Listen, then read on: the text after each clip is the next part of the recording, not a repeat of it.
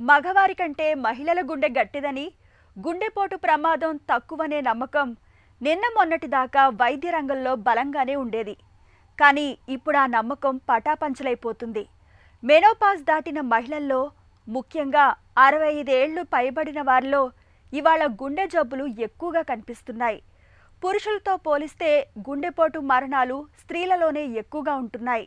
Oestrogen, progesterone హార్మోన్ల రక్షణ గుండెకు కొంతవరకే ఉంటుందని చెబుతున్నారు నిపుణులు.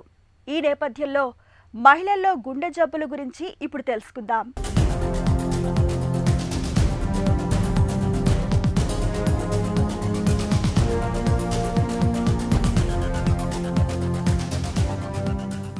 స్త్రీలలో గుండె జబ్బులు తక్కువ అన్నది నిన్న మొన్నటిదాకా ఉన్న అవగాహన.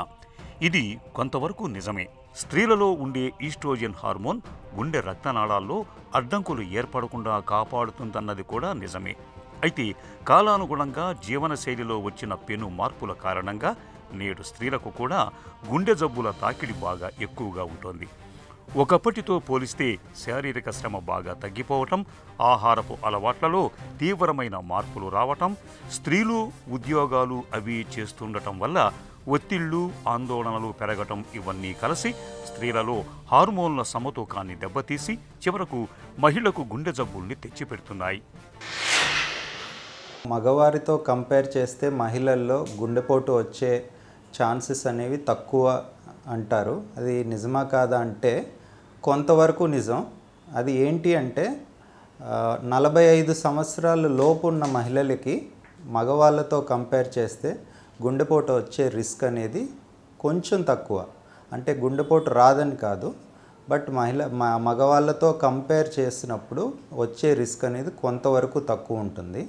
45 సంవత్సరాలు దాటిన మహిళలకి ఈ గుండెపోటు వచ్చే రిస్క్ అనేది కొంచెంగా పెరిగి 60 సంవత్సరాలు వచ్చేటప్పటికి మగవాళ్ళల్లో ఎంత రిస్క్ ఉంటుందో మహిళల్లో కూడా అంతే రిస్క్ అనేది ఉంటుంది, గుండెపోటు వచ్చే రిస్క్. ఇది ఎందుకు అంటే మహిళల్లో ఈస్ట్రోజన్ అనే హార్మోన్ ఉంటుంది. ఆ హార్మోన్ అనేది గుండెకి కార్డియో ప్రొటెక్టివ్, అంటే గుండెని కొంచెం కాపాడుతుంది. ఏ విధంగా కాపాడుతుంది అంటే కొలెస్ట్రాల్ లెవెల్స్ అనేది కొంచెం కంట్రోల్లో పెడుతుంది ఈ హార్మోన్. అది కాకుండా రక్తం గడ్డకట్టే గుణాన్ని కూడా తగ్గిస్తుంది. సో 45 సంవత్సరాలు ఉన్నంత లోపు మహిళలకి ఈ ఈస్ట్రోజన్ అనే హార్మోన్ ఉండడం వల్ల కొంతవరకు గుండెపోటు వచ్చే రిస్క్ కొంతవరకు తగ్గుతుంది. 45 సంవత్సరాలు దాటాక అంటే మెనోపాజ్ స్టార్ట్ అయినప్పుడు ఈ ఈస్ట్రోజన్ అనే హార్మోన్ క్రమేణా తగ్గిపోతూ ఉంటుంది. అది తగ్గినప్పుడు మళ్ళా గుండెపోటు వచ్చే రిస్క్ అనేది మగవాళ్ళతో ఈక్వల్గా సమానంగా ఉంటుంది. స్త్రీలను గుండె జబ్బుల నుంచి కాపాడేవి హార్మోన్లు. అవి శరీరానికి మంచి చేసే కొలెస్ట్రాల్ శాతాన్ని పెంచుతాయి. ఫలితంగా రక్తనాళాలు విశ్రాంతిగా ఉండి స్త్రీలను రక్తపోటు, గుండెపోటుల నుంచి కాపాడుతాయి. కానీ ఇటీవల హార్మోనులనే గర్భనిరోధక మాత్రలుగా వాడటం మూలంగా అవి స్త్రీలలో రక్తం గడ్డకట్టే తత్వాన్ని పెంచుతున్నాయని పలు అధ్యయనాలు చెబుతున్నాయి. ఇక మన భారతీయ మహిళల్లో లిపోప్రోటీన్ ఏ అనే పదార్థం ఎక్కువగా ఉంటుంది. అది రక్తం గడ్డకట్టే తత్వాన్ని పెంచటం వల్ల పాశ్చాత్యుల కన్నా తక్కువ వయసులోనే ఇక్కడి మహిళలు గుండె జబ్బుల బారిన పడుతున్నారని డాక్టర్లు చెబుతున్నారు. వీటికి తోడు శృతిమించిన ఒత్తిళ్లు, ఆందోళనలు మహిళ గుండెను మరింత ప్రమాదంలోకి నెడుతున్నాయి. మెయిన్ సిమ్టమ్ ఎక్కువగా వచ్చేది సిమ్టమ్ ఏంటి అంటే ఛాతీలో నొప్పి రావడం.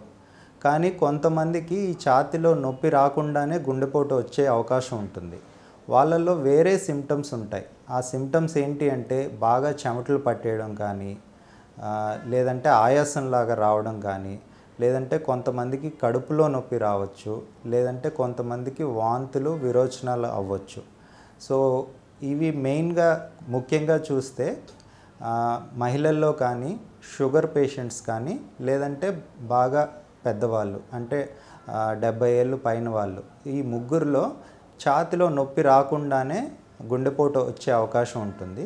ఇలాంటప్పుడు మనం వేరే లక్షణాలు ఉన్నాయో లేదో కూడా చూసుకోవాలి. అంటే బాగా చెమటలు పట్టేయడం, ఆయాసం రావడం, వాంతులు, విరోచనాలు, కడుపులో నొప్పి, ఇవి ఉన్నా సరే ఈసీజీ చేయించడం అనేది మంచిది. తొలిసారి హార్ట్అటాక్ వచ్చినప్పుడు మహిళల్లో 50%, పురుషుల్లో 30% మరణాలు సంభవిస్తున్నట్లు అనేక అధ్యయనాల్లో వెల్లడైంది. అలాగే తొలిసారి గుండె నొప్పి వచ్చిన తర్వాత ఏడాదిలోపు పురుషుల్లో 25%, మహిళల్లో 38% మరణాలు సంభవిస్తున్నట్లు తేలింది.